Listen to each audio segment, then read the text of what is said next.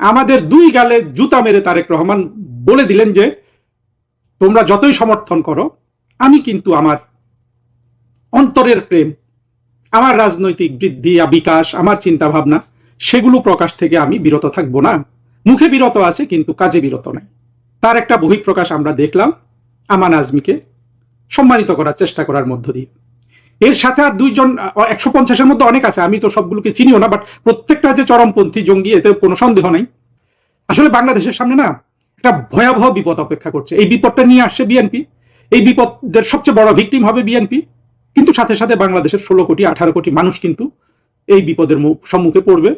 এবং এখান থেকে উদ্ধার করার জন্য শেখ হাসিনা ছাড়া, আওয়ামী লীগ ছাড়া আর কেউ কিন্তু অবশিষ্ট নাই। প্রধানমন্ত্রী তারেক রহমান স্বাধীনতা বিরোধী জঙ্গি চরমপন্থী 150 জন সামরিক কর্মকর্তাকে ভূতাপেক্ষ প্রমোশন দিলেন। এর মধ্যে আছে আমান আজমি, গোলাম আজমের ছেলে, আছে বিখ্যাত হাসিন নামে এক উন্মাদ চরমপন্থী, আরো আছে আব্দুল হক, কর্নেল আব্দুল হক নামে এক ব্যক্তি যাকে আমরা চিনি 24-এর জঙ্গি উত্থানের পর যে নানানভাবে ব্যাখ্যা করেছে ওয়াকার প্রধানমন্ত্রী শেখ হাসিনার আত্মীয় হয়েও কি সাফল্যের এবং চাতুর্যের সাথে প্রধানমন্ত্রী শেখ হাসিনার সাথে বিশ্বাসঘাতকতা করেছে। তারেক রহমান এই পদোন্নতির মাধ্যমে কি প্রমাণ করলেন সেটা নিয়ে আমার এই বক্তৃতা। তিনি প্রমাণ করলেন যে বিএনপিকে আমরা যতই বলি কোনোভাবেই তারা মুক্তিযুদ্ধপন্থী হতে পারছে না। দ্বিতীয় হলো বিএনপি কিন্তু ভারত এবং আমেরিকা দুটো দেশকেই মোটামুটি বৃদ্ধাঙ্গুলি দেখাচ্ছে। আসুন আলোচনাটা করি কিভাবে। দেখুন, আমাদের সবচেয়ে বড় দুর্ভাগ্য কি, আমরা যারা বাংলাদেশের মানুষের একটা সহাবস্থান চাই, বিএনপি আওয়ামী লীগ, তাদেরকে বিএনপি নামক দলটাকে আমাদের কিন্তু পৃষ্ঠপোষকতা দিতে হয়, সমর্থন করতে হয়, তাদের পক্ষে কথা বলতে হয়। অথচ আমাদেরকে কিভাবে অসম্মান করে বিএনপি দেখেন। জিয়াউর রহমান গোলাম আজমকে বাংলাদেশে নিয়ে এসে বাংলাদেশে জামাতের আমির করে তাকে দিয়ে রাজনীতি শুরু করিয়েছিল। জিয়াউর রহমান আরো প্রসিদ্ধ অনেক স্বাধীনতা বিরোধীকে রাজনীতিতে তো পুনর্বাসনই শুধু না, যেমন শাহজিজকে প্রধানমন্ত্রী বানিয়েছিল, সবুর খানকে পুনর্বাসিত করেছিল। নানান স্বাধীনতা বিরোধী দলগুলোকে জিয়াউর রহমান বাংলাদেশে রাজনীতি করার সুযোগ করে দেয় এবং তাদেরকে দিয়ে মেজরিটি, তাদেরকে দিয়ে উনি ওনার বিএনপি দলটাকে ভর্তি করে। পরবর্তীতে এখন দেখা যাচ্ছে যে তার ছেলে তারেক রহমান গোলাম আজমের ছেলেটাকে ব্রিগেডিয়ার, তাকে এখন লেফটেন্যান্ট জেনারেল বানিয়েছে বা লেফটেন্যান্ট জেনারেল বানিয়েছে, আরো অনেক টাকা পয়সা দিয়েছে, এগুলো আপনারা জানেন। আমরা চরমভাবে কিন্তু অপমানিত হলাম তারেক রহমান দ্বারা। আমরা বলতে আমি সহ যারা তারেক রহমানের দল বাংলাদেশে টিকে থাকুক, তাদের আমরা যারা ভালো চাই। গোলাম আজমের ছেলেকে তো আমরা সবাই চিনি। এই ছেলে যখন আওয়ামী লীগ সরকার ক্ষমতায় ছিল, গোলাম আজমকে যখন জেলে নেওয়া হয় তখন সে অনেক ভদ্র কথা বলেছিল এবং তাকে দেখে যে কোনো চরমপন্থী, চতুর চরমপন্থীকে আপনারা এই অবস্থায় দেখবেন, এমনকি জামাতকেও দেখবেন, প্রতিকূল পরিবেশে ওরা অত্যন্ত ভদ্র ব্যবহার জানে, মানুষের মন কাটতে পারে, সেরকম ব্যবহার করত। কিন্তু 2024-এর জঙ্গি উত্থানের পর এই চরমপন্থীকে কোথাও ধরে রাখা হয়েছিল, আর্মি ধরে রেখেছিল বলা হচ্ছে, এবং সেখানে তাকে 5 স্টার হোটেলে যে ধরনের সুযোগ সুবিধা দেওয়া হয় সেই ধরনের সুযোগ সুবিধা রাখা হয়েছিল। এটা কিন্তু আমার কথা নয়, এটার কথা হলো আমেরিকায় পালিয়ে থাকা এক চরমপন্থী সেনাবাহিনীর যিনি যেই লোক মুস্তাফিজ, কর্নেল মুস্তাফিজ, যে আবার খালেদা জিয়াকে তার বাড়ি থেকে উৎখাত করেছিল শেখ হাসিনা সরকারের সময়, সেই জঙ্গি বলে দিয়েছে যে এই গোলাম আজমের ছেলে 5 স্টার হোটেলের মতো সুযোগ সুবিধা নিয়ে ছিল যে তার বন্দিত্বের সময়। পরবর্তীতে সে একটা নতুন গামছা দেখিয়ে বলেছিল যে এই গামছাতে সে সবকিছু করত। গোলাম আজমের ছেলের ভিন্ন চেহারা দেখা গেল 2024-এর জঙ্গি উত্থানের পর যখন সে বের হয়ে আসলো, এবং সে যেটা প্রকাশ করেছে যে ওয়াকার ছিল তার ছাত্র এবং ওয়াকার বারবার তার কাছে ধর্ণা দিয়েছে নানান সময়ে ওয়াকারে টিকে থাকা সেনাবাহিনীকে কিভাবে চালাবে এগুলো পরামর্শের জন্য। প্রতিটা জিনিস বিশ্বাসযোগ্য। গোলাম আজমের ছেলে কিন্তু অন রেকর্ড আমার কাছে মনে হয় নাই তার শরীরের ভাষায় বা মুখের ভাষায় কোনো মিথ্যা কথা বলেছে। গোলাম আজমের ছেলের কথা অনুযায়ী ওয়াকার কিন্তু আজকের জঙ্গি নয়, সে কিন্তু সেই গোলাম আজমের ছেলের যদি ছাত্র হয়, ছাত্র কখন হয়? ছাত্র হয় ট্রেনিং এর সময়। এই ওয়াকার ট্রেনিং এর সময় থেকে কিন্তু এই গোলাম আজমের ছেলের অনুগত। আমাদের অত্যন্ত দুঃখের বিষয় যে আওয়ামী লীগ নামক আমাদের একমাত্র আশা ভরসার দলটা কোনোভাবেই এই জিনিসগুলোকে তারা গুরুত্ব দেয় না, যে গোলাম আজমের অনুগত, গোলাম আজমের ছেলের ছাত্রকে তারা বাংলাদেশের সেনাবাহিনী প্রধান করে ফেলে। যা হোক, এই দুঃখের কথা আর কাকে বলা যাবে। কিন্তু মুক্তিযুদ্ধের পক্ষে তো আমরা ভিন্নভাবে দেখব। সেটা হলো যে বিএনপি তো মুখে প্রচার করে, হ্যাঁ, এখন কিন্তু জামাতের বিরুদ্ধে কথা বলে। আমরা ইয়েকে দেখলাম, তারেক রহমানের দলের এক ভাইস প্রেসিডেন্ট দুদু সাহেবকে দেখলাম টেলিভিশনে চিৎকার করছে পাকিস্তানি এবং রাজাকার বলে আরেকটা সামরিক বাহিনীর অফিসারকে টক শোতে। এবং বিভিন্নভাবে তারা তারেক রহমানের যিনি স্বাস্থ্যমন্ত্রী আছেন তিনিও চিৎকার করে সংসদে রাজাকারদের দেখিয়ে দিচ্ছেন। এগুলো আমাদের ভালো লাগে, আমরা প্রশংসা করি। কিন্তু দেখেন তাদের অবস্থাটা কি দাঁড়িয়েছে, মুখে মধু অন্তরে বিষ। গোলাম আজমের ছেলেকেই কিন্তু, গোলাম আজমের ছেলে তো আসলে এমনি অলরেডি কিন্তু বাংলাদেশের রাজনৈতিক স্টার, যারা 2024-এ বাংলাদেশ দখল করেছে। আমার মনে হয় যে সে তো প্রেসিডেন্টের সমান মান মর্যাদা ভোগ করছিল, তাকে লেফটেন্যান্ট জেনারেল বানিয়ে আর কি দিল এমনটা বিএনপি? আমার মনে হয় না এমন কিছু দিয়েছে, কারণ গোলাম আজমের ছেলে নিজেকে এতটাই শপথে মানে তার মহিমা নিজেই এতটা প্রতিষ্ঠিত করেছে একেবারে সযোগ্যতায়। গোলাম আজম তো অত্যন্ত যোগ্য একটা মানুষ। আপনারা যারা গোলাম আজমের বক্তৃতা বিবৃতি, তার ইসলাম প্রচার শুনবেন, গোলাম আজম বাংলাদেশের শত্রু, 1 নম্বর রাজাকার যেমন, তেমনি গোলাম আজমের যোগ্যতা সেটাকে কেউ অস্বীকার করতে পারবে না। গোলাম আজম কিন্তু জামাতের অন্যান্য নেতাদের চেয়ে অনেক বেশি যোগ্য মানুষ, আমি তার যতটুকু বক্তৃতা বিবৃতি দেখেছি আর কি। মানুষ হিসাবে আমাদের দুর্ভাগ্য যে এই রকম লোক যদি বাংলাদেশের শত্রু না হয়ে বন্ধু হতো, আমরা তো বাংলাদেশকে এই গোলাম আজম দিয়েই অনেক উপকার পেতাম বাংলাদেশের জন্য। আমাদের দুর্ভাগ্য গোলাম আজম রাজাকার হয়ে গেছে। আমান আজমিও তাই, যথেষ্ট যোগ্য লোক।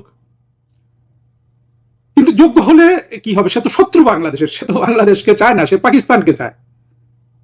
সে ওয়াকারকে গ্রুম করেছে যে বছরের পর বছর, হ্যাঁ, আধ্যাত্মিক ভাবে নানান ভাবে, যাতে একদিন শেখ হাসিনা সরকারকে ওয়াকার ক্ষমতাচ্যুত করে।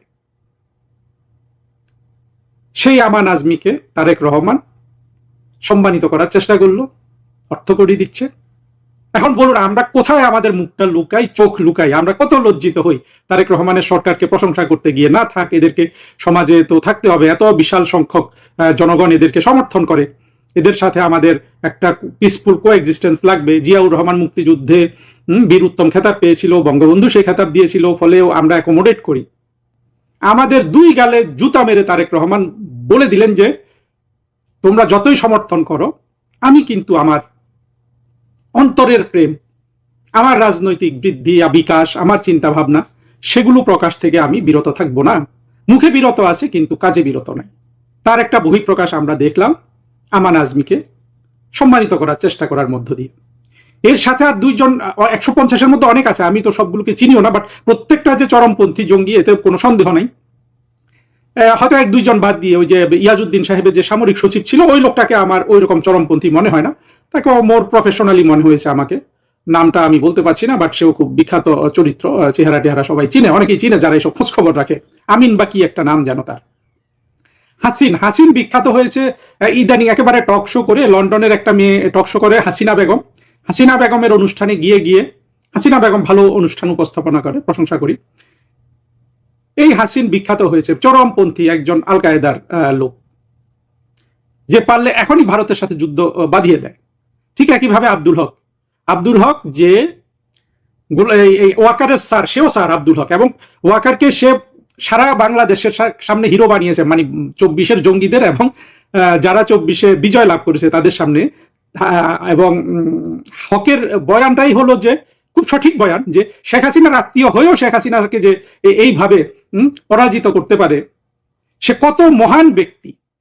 এইটা হলো আব্দুল হকের বয়ান ছিল এই ওয়াকারের বিরুদ্ধে, ওয়াকার সম্পর্কে।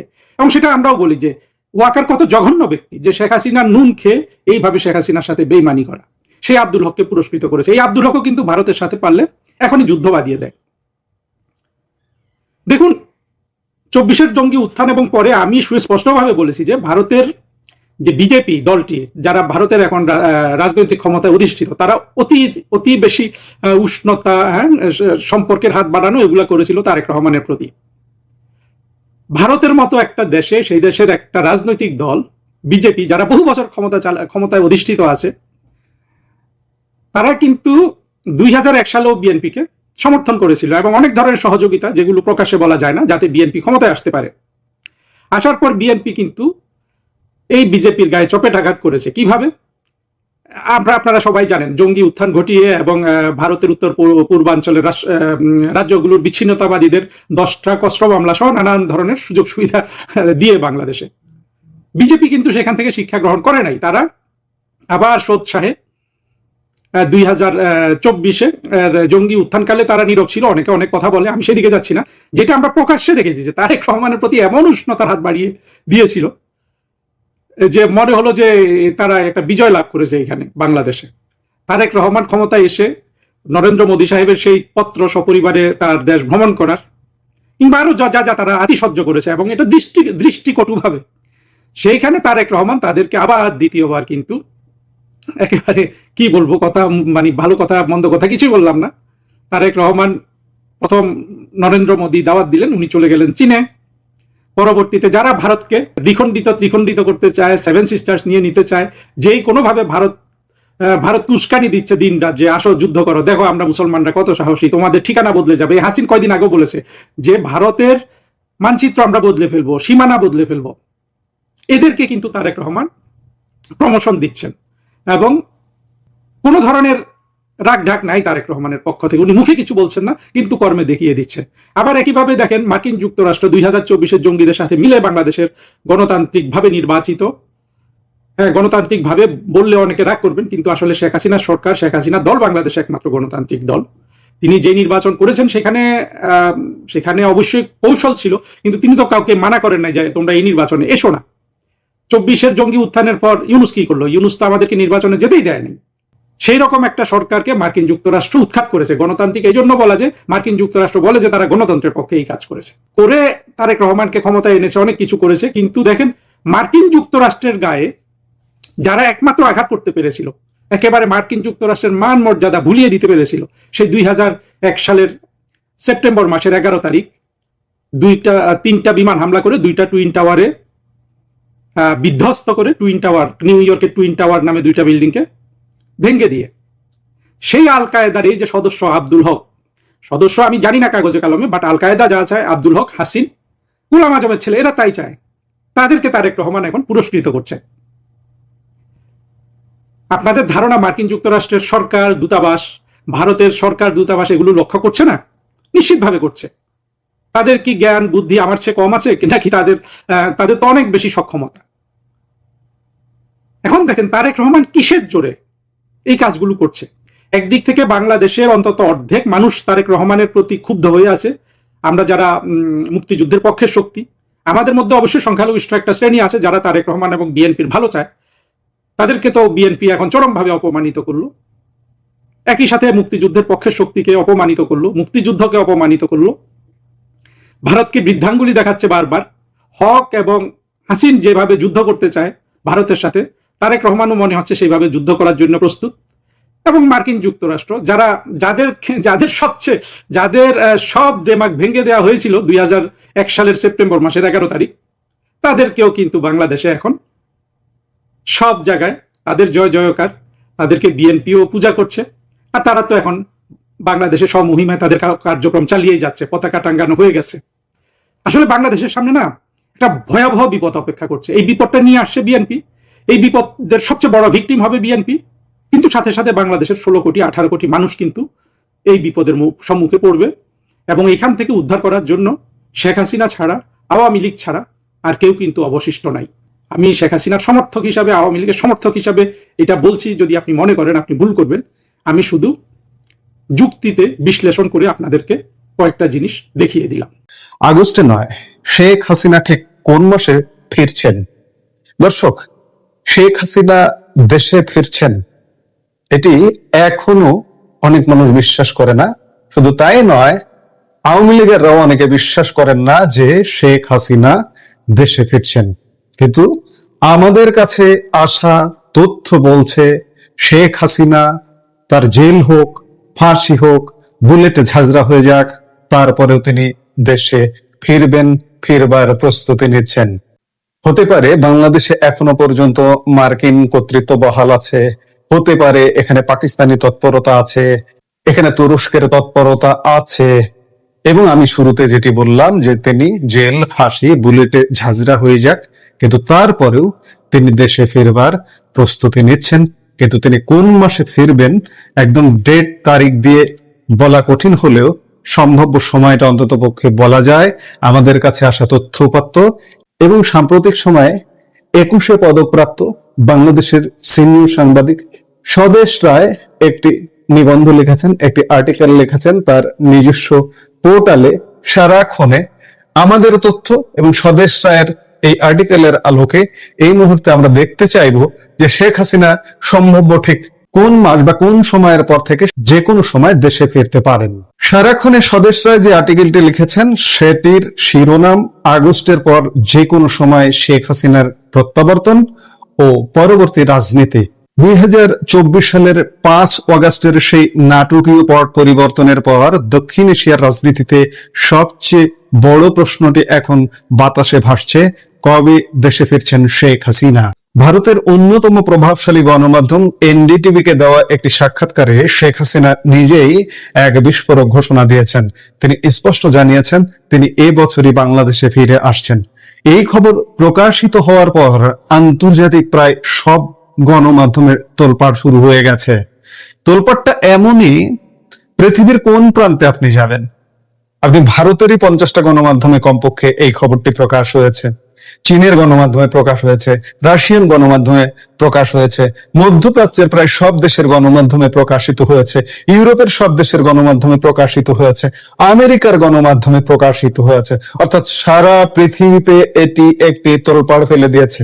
শতাধিক গণমাধ্যমে শেখ হাসিনার এই এনডিটিভির সাক্ষাৎকারে দেওয়া সময়সীমা প্রকাশ করে এবং নিজস্ব বিশ্লেষণ, এনডিটিভির সাক্ষাৎকারকে বেস করে নিজস্ব বিশ্লেষণ প্রকাশ করেছে পৃথিবীর তাবৎ বড় শীর্ষ শতাধিক গণমাধ্যম। আর এতেই চারিদিকে তোলপাড় শুরু হয়ে গেছে। কিন্তু তিনি ঠিক কবে ফিরছেন? নির্ভরযোগ্য রাজনৈতিক সূত্র এবং ভেতরের খবর যা বলছে তাতে জুলাই বা অগাস্ট মাসে তার ফেরার কোনো সম্ভাবনা নেই। তাহলে কি সেপ্টেম্বর হতে যাচ্ছে সেই মহেন্দ্রক্ষণ? শেখ হাসিনার এই সম্ভাব্য প্রত্যাবর্তন কি বাংলাদেশের রাজনীতিতে নতুন কোনো ঝড়ের আভাস? কেন প্রখ্যাত সাংবাদিক সাবির মুস্তফা মনে করছেন সরকার তাকে হজম করতে পারবে না? আর কেনই বা রুমিন ফারহানা বলছেন 52% মানুষকে বাদ দিয়ে দেশ চালানো অসম্ভব? এই মুহূর্তের ভিডিওতে প্রতিটি তথ্যের চুলচেরা বিশ্লেষণ করব আমরা। পুরো ভিডিওটি শেষ পর্যন্ত দেখুন, কারণ বাংলাদেশের রাজনীতির আগামী দিনের ভবিষ্যৎ লুকিয়ে আছে এই সমীকরণে। প্রথমে আসা যাক টাইমিং এর প্রশ্নে। শেখ হাসিনা কেন জুলাই বা আগস্টে ফিরছেন না? এর পেছনে রয়েছে এক অদ্ভুত মনস্তাত্ত্বিক ও ঐতিহাসিক কারণ। বাস্তববাদী রাজনীতি করলেও আগস্ট মাস নিয়ে আওয়ামী লীগ এবং শেখ হাসিনার মধ্যে এক ধরনের সুপার স্টেশন বা অন্ধবিশ্বাস কাজ করে। শুধু আগস্ট মাসে নয়, নির্বাচনের ক্ষেত্রেও আওয়ামী লীগ মনে করে জোর সাল ছাড়া তারা নির্বাচনে জয়ী হতে পারে না। 1954 সাল থেকে শুরু করে তাদের যাবতীয় নির্বাচনী বিজয় কিন্তু জোর সালে এসেছে। ইতিহাসের দিকে তাকালে দেখা যায় এই সুপার স্টেশন বা অলৌকিক বিশ্বাসের বিষয়টি কিন্তু নতুন নয়। রোমান বীর জুলিয়াস সিজার, অটোমান সাম্রাজ্যের প্রতিষ্ঠাতা সুলতান মেহমুদ কিংবা ভারতের আধুনিক ও দূরদর্শী নেত্রী মিসেস ইন্দিরা গান্ধীরও এমন কিছু নিজস্ব বিশ্বাস ছিল। আওয়ামী লীগের কাছে অগাস্ট মাসটি মানে এক কালো মাস বা অপয়া মাস। এর পেছনে রয়েছে রক্তক্ষয়ী ইতিহাস। 1947 সালের 14 অগাস্ট পাকিস্তান রাষ্ট্র গঠন, যা বাঙালির বঞ্চনার শুরু। 1975 সালের 15 অগাস্ট এক চরম ষড়যন্ত্রের মাধ্যমে বঙ্গবন্ধু শেখ মুজিবুর রহমানকে সপরিবারে নৃশংসভাবে হত্যা করা হয়। 2004 সালের 21 আগস্ট শেখ হাসিনাকে হত্যার উদ্দেশ্যে বর্বরচিত গ্রেনেড হামলা, যেখানে আইভি রহমান সহ 24 জন প্রাণ হারান। 2024 সালের 5 অগাস্ট ডক্টর ইউনূসের মেটিকুলাস ডিজাইন বা নিখুঁত নকশার মাধ্যমে শেখ হাসিনা সরকারের পতন। এসব কারণেই হয়তো শেখ হাসিনা তার প্রত্যাবর্তনের জন্য অগাস্ট মাসকে এড়িয়ে চলছেন। তাহলে শেখ হাসিনা ঠিক কবে ফিরছেন? ভেতরের খবর হলো সেপ্টেম্বর শুরুর পর যে কোনো সময় তিনি বাংলাদেশে পা রাখতে পারেন, তবে তিনি কোনো মতে ডিসেম্বর পর্যন্ত অপেক্ষা করবেন না। অর্থাৎ আমরা চূড়ান্ত মাস ধরে নিতে পারি সেপ্টেম্বর, অক্টোবর, নভেম্বর।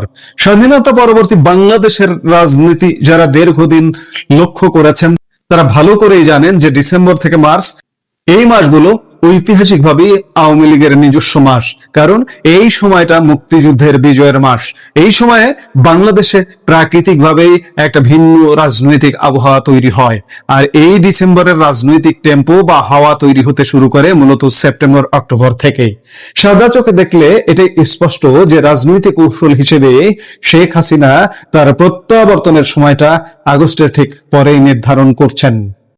তবে মনে রাখবেন, শেখ হাসিনা ৪৫ বছর ধরে বাংলাদেশের রাজনীতিতে অত্যন্ত প্রধান স্তম্ভ। টানা ২১ বছর তিনি বাংলাদেশের প্রধানমন্ত্রী ছিলেন। বিশ্বের ইতিহাসে তিনি সম্ভবত একমাত্র রাষ্ট্রনায়ক যিনি নিজের দেশে তার বিরুদ্ধে একটি নিখুঁত ষড়যন্ত্র যখন চূড়ান্ত রূপ নিচ্ছিল, ঠিক সেই মুহূর্তেই নিজ দেশের সর্বোচ্চ সিকিউরিটি ও সামরিক বিমান ব্যবহার করে সম্পূর্ণ রাষ্ট্রীয় মর্যাদায় প্রতিবেশী দেশে আশ্রয় নিয়েছেন। তাই তার দেশে ফেরাকে শুধু সাদামাটা ভাবে দেখার কোনো সুযোগ নেই। এ বিষয়ে বাংলাদেশের প্রখ্যাত আইনজীবী মহসিন রশিদ একটি টক শোতে অত্যন্ত তাৎপর্যপূর্ণ ইঙ্গিত দিয়েছেন। তিনি বলেছেন, তিনি বা শেখ হাসিনা তো আপনার আমার মতো সাধারণ মানুষের মতো প্লেনের টিকিট কেটে এসে বিমানবন্দরে নামবেন না।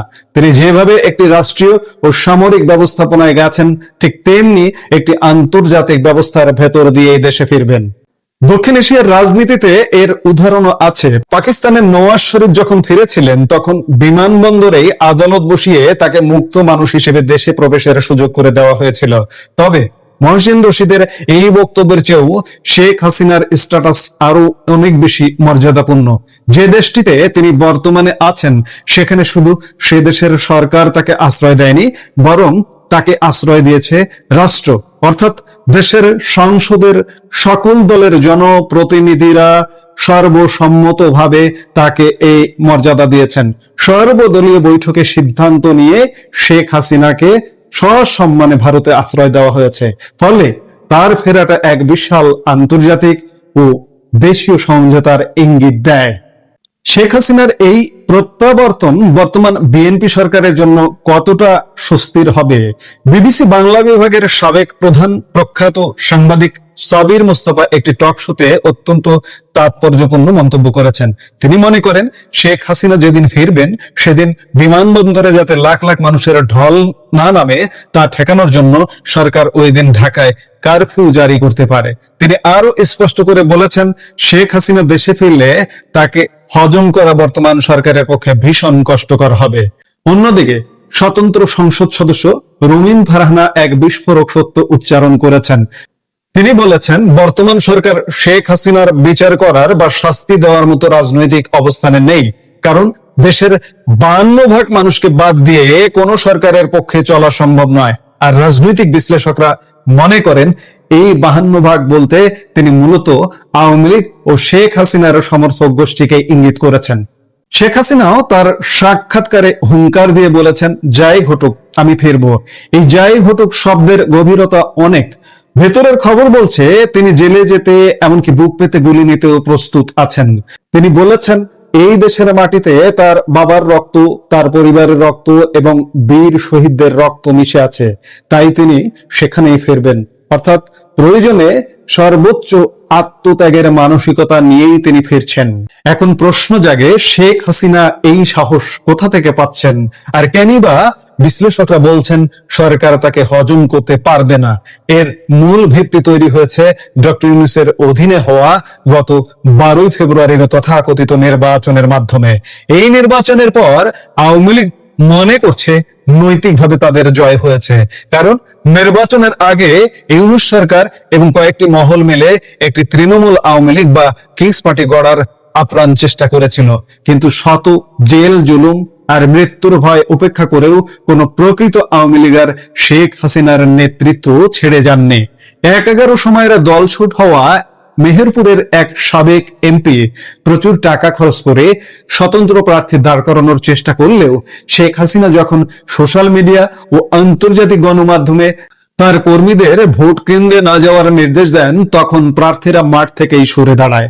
এমনকি জিএম কাদেরের জাতীয় পার্টি নানামুখী চাপে নির্বাচনে অংশ নিলেও শেষ পর্যন্ত সেভাবে মাঠে ছিল না।